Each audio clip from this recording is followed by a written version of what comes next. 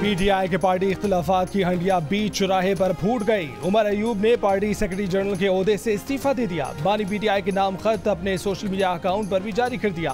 खत में लिखा कि कायदे हिज़्ब इख्तिलाफ के ओहदे के साथ पार्टी ओहदे से इंसाफ नहीं कर सकते थे। जुमेरात को अदालत में इद्दत केस में दरख्वास्त मुस्तरद करने के बाद कारकुनों ने उमर अयूब समेत क़यादत पर गुस्से का इजहार किया था। जियो न्यूज़ के नुमाइंदे हैदर शिराजी ने बुध को 21 से ज़ायद MNAs का ग्रुप बनने की भी खबर दी थी। उमर अयूब ने बताया कि उन्होंने इस्तीफा 22 जून को दिया था। बानी पीटीआई ने उनका इस्तीफा कबूल कर लिया है, जिस पर वो उनके शुक्रगुजार हैं।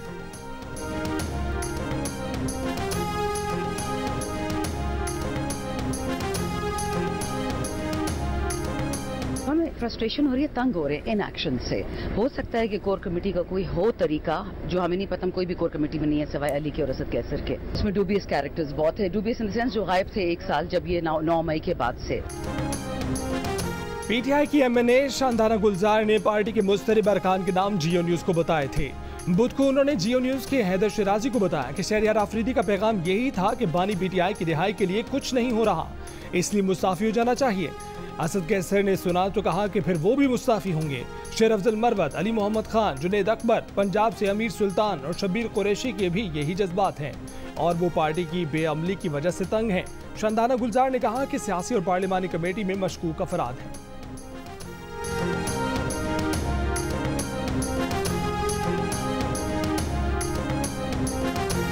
इद्दत केस में इमरान खान और बुशरा बीबी की सजा बरकरार। सजा मअतली की दरखास्त से मुस्तरद। अडयाला जेल से बाहर आने की उम्मीदें फिलहाल खत्म। तफसीली फैसले में कहा गया कि सेक्शन 426 काबिल जमानत है, लेकिन दोनों मुजरिम जमानत के हकदार नहीं। ठोस शवाहिद के बगैर मुजरिम की सजा मअतल नहीं की जा सकती। सजा मअतली की दरखास्त में मुजरिम को मासूम तस्वुर नहीं किया जा सकता। फैसले में मुतादिद फ्रॉड, शादियों से मुतालिक अदालती फैसलों का हवाला दिया गया। अदालत के मुताबिक जिन फैसलों के हवाले दिए गए उनमें से किसी भी मुजरिम की सजा मअतल नहीं हुई।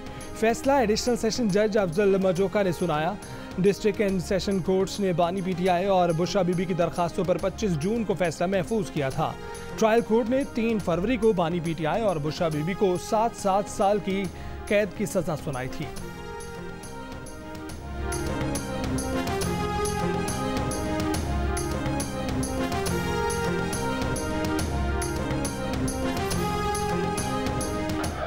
जिस केस में किसी किस्म का कोई पेचीदगी है ही नहीं, सजा आज मुअत्तल नहीं हुई, इसको हम लोग इंशाअल्लाह ताला हाई कोर्ट में अपने वकला के जरिए फिलफोर चैलेंज करेंगे। प्रोसिक्यूटर जो हुकूमत उनको इंस्ट्रक्शन दे कि जी आपने नहीं प्रोसिक्यूट करना, केस खत्म। और ये ऐसे केसेस हैं जिनका ना सारे ना पैरे, सारे के सारे फिक्टिशियस केसेस हैं, 2 मिनट में खत्म हो। तहरीक इंसाफ का दरखास्त से मुस्तरद करने का फैसला हाई कोर्ट में चैलेंज करने का ऐलान। अपोजिशन लीडर उमर अयूब ने कहा कि असीरों की रिहाई तक हुकूमत से बात नहीं होगी। बानी पीटीआई की रिहाई की तहरीक चलाएंगे, मुजाहरे करेंगे। जियो न्यूज़ से गुफ्तगू में उमर अयूब ने कहा कि हुकूमत से मुज़ाकरात एक सूरत में होंगे कि हुकूमत पीटीआई के खिलाफ केसेस में खुद प्रोसिक्यूटर से कहे कि केस नहीं चलाना, केसेस खुद ब खुद खत्म हो जाएंगे।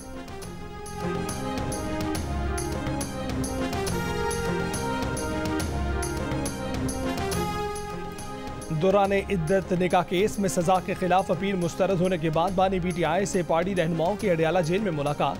शिबली फराज, रऊफ हसन, शेख वक्कास अकरम और दीगर रहनुमा मुलाकात में शामिल। जराये के मुताबिक मुलाकात में इद्दत निकाह केस के फैसले, अज़्म इस्तेहकाम ऑपरेशन, मुल्क की मजमूई सियासी सूरत हाल और पार्टी अमूर पर बातचीत हुई। सरजमीन से हमारी सरजमीन पर दहशतगर्दी बैनुल-अक़वामी कानून की खिलाफ वर्जी है। पाकिस्तान की सालमियत के लिए तहरीक तालिबान पाकिस्तान को सरहद पार निशाना बनाया जा सकता है। वज़ीर दिफा ख्वाजा आसिफ का बड़ा ऐलान। अमरीकी टीवी को इंटरव्यू में कहा कि अज़्म इस्तेहकाम ऑपरेशन की पॉलिसी जल्दबाजी में नहीं आई। कुछ सियासी जमातें अपने सियासी मफादात के लिए उसकी मुखालफत कर रही हैं। ऑपरेशन में अमेरिका से मदद नहीं लेंगे। अपोजिशन के तहफ़्फ़ुज़ात दूर करने के लिए उसे कौमी असम्बली में लाएंगे। ऑपरेशन कामयाब बनाने के लिए ऑल पार्टीज कॉन्फ्रेंस भी बुलाई जा सकती है।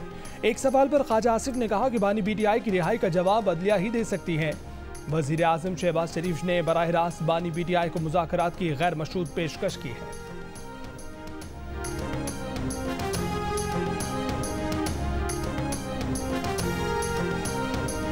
नुमाइंदगान की करारदाद के जवाब में पार्लियामान में करारदाद लाने का ऐलान। इसहाक डार ने कौमी असम्बली से खिताब में कहा कि ये कोई तुक नहीं है, दो तरफा ताल्लुकात एहतराम की बुनियाद पर होने चाहिए। हुकूमती करारदाद का मुसवदा तैयार है, जल्द अपोजिशन से शेयर करेंगे। ऐवान नुमाइंदगान की इस करारदाद के खिलाफ इत्तेहाद का मुजाहरा करना चाहिए। हम भी दूसरे मुल्कों की 50 चीज़ों पर तनकीद कर सकते हैं, मगर तहम्मुल का मुजाहरा कर रहे हैं। अमरीकी ऐवान नुमाइंदगान ने गुज़श्ता रोज़ 8 फरवरी के इलेक्शन में मुदाखलत और बेज़ाब्तियों के दावों की आज़ादाना और गैर जानिबदाराना तहकीकात का मुतालबा किया था। नॉन बाइंडिंग करारदाद 7 के मुकाबले में 368 वोटों से मंजूर की थी।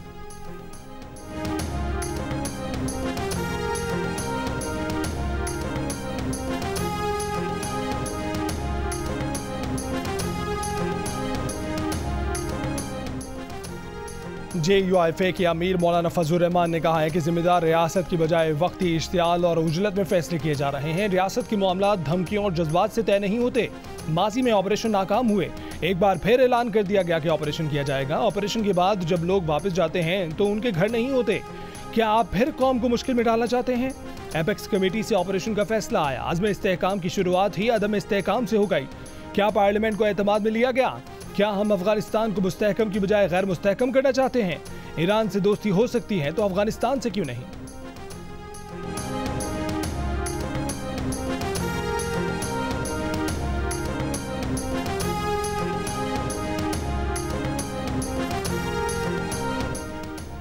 PTI को जमाती इंतखाबात ना कराने की सजा मिली। चीफ जस्टिस के रिमार्क्स। कहा कि अगर कोई सुप्रीम कोर्ट के 13 जनवरी के फैसले की गलत तशरीह करे तो उसका इलाज हमारे पास नहीं। इलेक्शन कमीशन ने बड़ी आसानी से कह दिया कि अगर इंतखाबी निशान नहीं मिला तो उम्मीदवार को आज़ाद डिक्लेयर कर दें। मखसूस नशिस्तों के केस में इलेक्शन कमीशन के वकील से कहा कि निशान से कंफ्यूज ना करें। आज़ाद उम्मीदवारों को हम तहरीक इंसाफ के उम्मीदवार क्यों ना तस्वुर करें। इलेक्शन कमीशन के वकील ने कहा कि अगर डिक्लेरेशन और सियासी वाबस्तगी दोनों एक ही ना हो तो वो आज़ाद उम्मीदवार तस्वुर होता है। चीफ जस्टिस ने कहा कि सर्टिफिकेट में तजाद नहीं, इलेक्शन कमीशन उम्मीदवार की हैसियत में तब्दील कर रहा है। जिस पार्टी के सर्टिफिकेट लाया जा रहा है उसी पार्टी का उम्मीदवार तस्वुर क्यों नहीं किया जा रहा। वकील ने कहा कि इलेक्शन कमीशन से जो आखिरी दरखास्त हो उसके साथ जाना होता है। चीफ जस्टिस ने पूछा कि क्या आप किसी को इंतखाबात से बाहर कर सकते हैं। वकील ने जवाब दिया, आरओज के लिए सबसे आसान रास्ता था कि ऐसे उम्मीदवारों को आज़ाद जाहिर किया जाए। जस्टिस अतर मिनुल्लाह ने कहा कि इलेक्शन कमीशन ने सुप्रीम कोर्ट के फैसले की गलत तशरीह करके मेजर पार्टी को इलेक्शन से निकाल दिया। मजीद समाअत पीर तक मुलतवी।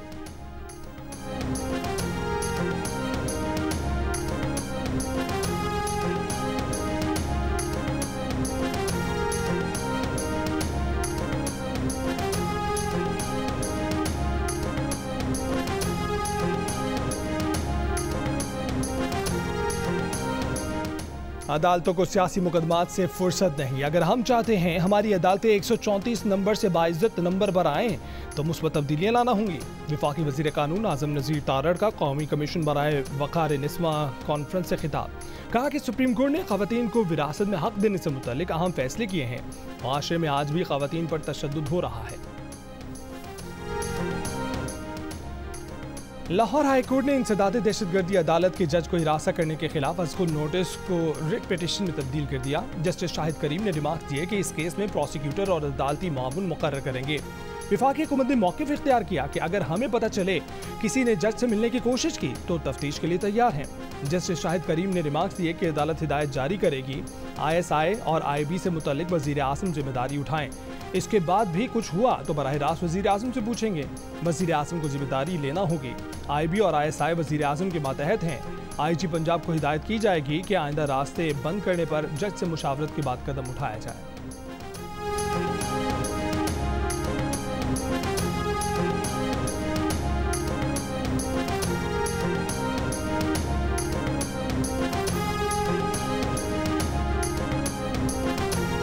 वज़ीर आज़म शहबाज शरीफ की ज़ेर सदारत इजलास में वस्त एशियाई ममालिक बिलखसूस आज़रबाईजान के साथ इक़्तिसादी और सरमायाकारी के शोबे में फ़रोग़ पर गौर।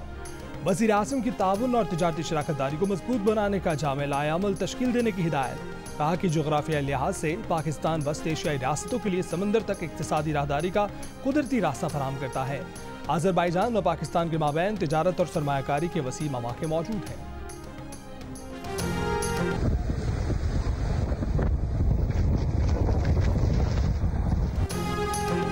कराची के मुख्तलिफ इलाकों में बारिश। Surjani town, Gulshan Maymar, Malir, Gulistan Jauhar, Gulshan Iqbal, north Karachi, federal B area, Nazimabad, Saddar और IH चंडीगढ़ रोड पर बारिश हुई। चीफ मेट्रोलॉजिस्ट सरदार सरफराज का कहना है कि कराची के चंद इलाकों में अच्छी बारिश हो सकती है। आज शाम से समुद्री हवाएं बहाल होने और गर्मी की शिद्दत में कमी का इम्कान है। अगले 2 दिन दर्जा हरारत 37 से 38 डिग्री के दरमियान रहेगा। जुमेरात को बारिश से पहले कराची में ज्यादा से ज्यादा दर्जा हरारत 40 डिग्री रिकॉर्ड किया गया, जिसकी शिद्दत 53 डिग्री जैसी महसूस की गई। जुमेरात को थरबार कर डेपलो और गिरदोनवाब में भी बारिश हुई। मुज़ाफ़ाती इलाके ज़ेरे आब आ गए। बलूचिस्तान के इलाकों सुई, नसीराबाद, डेरा भुगटी में बारिशों से कच्चे मकान गिर गए। नदी नालों में तुग़यानी, खुशदार में आसमानी बिजली गिरने से एक शख्स जाँ बहक हो गया।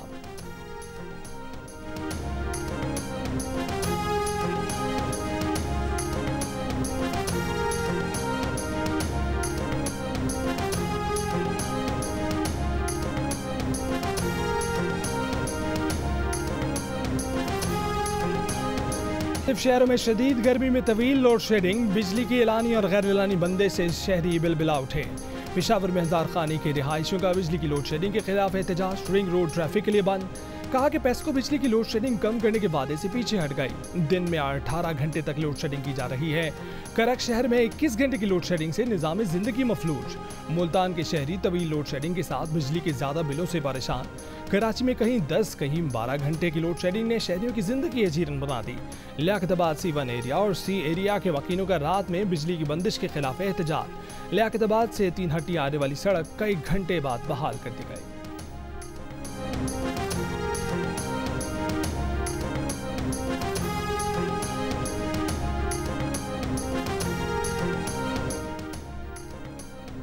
कराची में हीट वेव के दौरान लोड शेडिंग से हलाकतों की इंक्वायरी की जा रही है। चेयरमैन नेपरा का कि इलेक्ट्रिक के मल्टी ईयर टैरिफ में इजाफे की समाअत के दौरान सारिफ को जवाब। कहा कि नेपरा की एक टीम पहले से ही शहर में मौजूद है, इंक्वायरी कर रही है कि इलेक्ट्रिक ने 7 साला मल्टी ईयर टैरिफ की मद में 10 रुपये 69 पैसे फी यूनिट इजाफे की दरख्वास्त की है।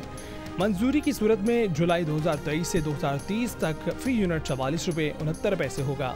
समाअत के दौरान सार्फिन की इलेक्ट्रिक के मल्टी ईयर टैरिफ में इजाफे की मुखालफत, लोड शेडिंग खत्म करने, ट्रांसमिशन निज़ाम में बेहतरी का मुतालबा। के इलेक्ट्रिक के मुताबिक टैरिफ में इजाफा ट्रांसमिशन, डिस्ट्रीब्यूशन और पावर सप्लाई की मद में मांगा गया है।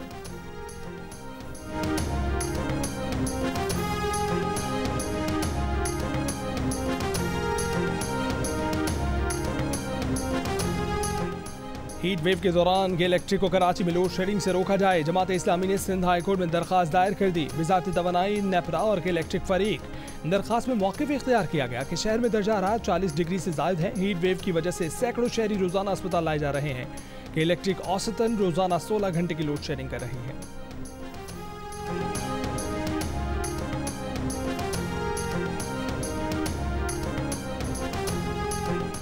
T20 वर्ल्ड कप में पाकिस्तान क्रिकेट टीम ने अपनी सलाहियतों का भरपूर मुजाहरा नहीं किया। खिलाड़ियों में कोऑर्डिनेशन और प्लान पर अमल दरामद का फुकदान नजर आया। भारत के खिलाफ मैच में जीत के इरादे को नहीं छोड़ना चाहिए था। प्लेयर अपनी महारत के साथ मुकाबला करते तो कामयाबी मिलती। खिलाड़ियों को स्किल्स के मुताबिक खेलना चाहिए था। पाकिस्तान क्रिकेट टीम के सीनियर मैनेजर वहाब रियाज ने अपनी रिपोर्ट PCB के हवाले कर दी। रिपोर्ट में मजीद कहा कि दौरान वर्ल्ड कप कर्फ्यू टाइम रात 12 बजे था, कोई खिलाफ वर्जी नहीं हुई।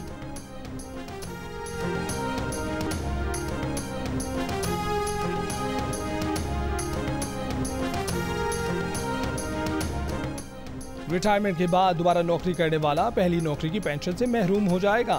दूसरी नौकरी से रिटायरमेंट पर भी सिर्फ एक ही महकमे की पेंशन मिलेगी। पेंशन स्कीम में मुजवजा तरमीम जियो न्यूज़ ने हासिल कर ली। अगर मियाँ बीवी दोनों सरकारी मुलाजिम हैं तो किसी एक की फौत होने पर दूसरे को दोनों की पेंशन मिलेगी। पेंशनर की वफात के बाद उसकी पेंशन फैमिली को सिर्फ 10 साल तक मिल सकेगी। हादसाती तौर पर रिटायर होने वाले सरकारी मुलाजिम को 60 साल की उम्र तक पेंशन मिलेगी। सरकारी मुलाजिम की मौत की सूरत में इसकी फैमिली को 25 साल तक पेंशन मिलेगी। पेंशन में सालाना इजाफा रिटायरमेंट के वक्त मिलने वाली पेंशन की बुनियाद पर ही मिलेगा। पेंशन में सालाना इजाफा अलहदा रकम के तौर पर शुमार होगा। पेंशन स्कीम में तरमीम वजारत खजाना, दिफा और वजारत दाखिला की मुशावरत से तैयार की गई है।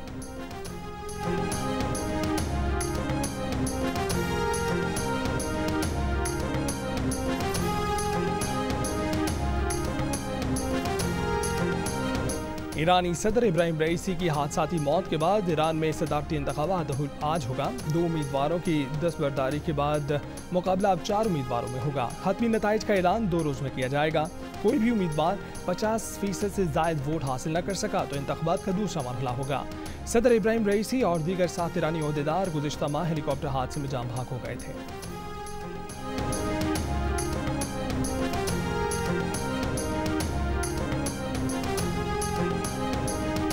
अमरीकी सदर जो बाइडेन और साबिक अमरीकी सदर डोनाल्ड ट्रंप का पहला सदारती मुबाहिसा। दोनों सदारती उम्मीदवार कुछ घंटों बाद रियासत जॉर्जिया के शहर एटलांटा में आमने सामने होंगे। सदारती मुबाहिसा पाकिस्तानी वक्त के मुताबिक सुबह 6 बजे नशर किया जाएगा। बाइडेन और ट्रंप मुख्तलिफ मौज़ूआत पर अपनी पॉलिसी और नजरियात अवाम के सामने रखेंगे। नए कवायद के तहत पहली बार सदारती मुबाहिसे में हाज़रीन की शिरकत नहीं होगी। अमरीका में सदारती इंतखाब रवा बरस 5 नवंबर को होगा।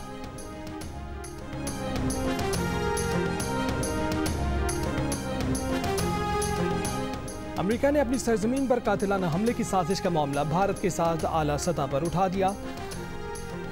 अमेरिका के नायब वजीर खारजा की ऑनलाइन ब्रीफिंग बताया कि भारत पर वाज़ेह किया है कि इस मामले में जवाबदेही चाहते हैं। इस मामले पर अमेरिका और भारत की बातचीत जारी है।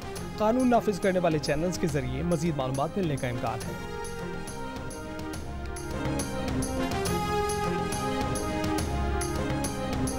इसराइली फौज दुनिया की सबसे मुजरिमाना अफवाज में से एक करार। अक़वाम मुत्तहिदा के तफ्तीश कार क्रिस सिडोटी का कहना है कि 7 अक्टूबर से जारी इसराइली हमलों की रिपोर्ट पर एक ही नतीजा निकलता है कि इसराइल दुनिया की सबसे ज़्यादा मुजरिमाना फौज है। वज़ीर आज़म नेतन्याहू जब अपनी फौज के सबसे ज़्यादा अखलाकी होने का दावा करते हैं तो उसका पैमाना उन्हीं के पास होगा।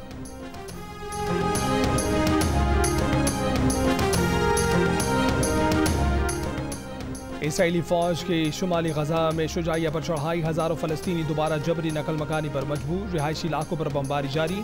गुज़िश्ता 24 घंटों में मज़ीद 50 से ज़ायद फ़लस्तीनी शहीद। फ़लस्तीनी मज़ाहमती ग्रुपों के इसराइली फौज पर रॉकेटों और बारूदी सुरंगों से हमले। कई इसराइली टैंक तबाह। मगरबी किनारे में बारूदी सुरंग का धमाका। इसराइली फौजी कैप्टन हलाक। 16 फौजी जख्मी हुए। इसराइल ने अल-अक्सा मस्जिद के इमाम शेख अकरमा साबरी पर दहशतगर्दी पर उकसाने की फर्द जुर्म आयद कर दी।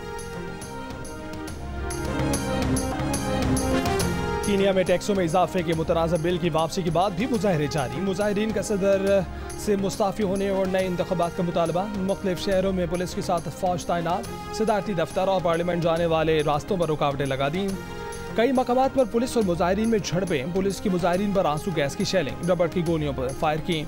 मुतादिद जख्मी, कई मुजाहिरीन गिरफ्तार। मंगल को होने वाले पुरतशद्दुद एहतजाज में 23 अफराद हलाक हुए थे। बुध को सदर विलियम रूट ने मुतनाज़ा बिल वापस ले लिया था।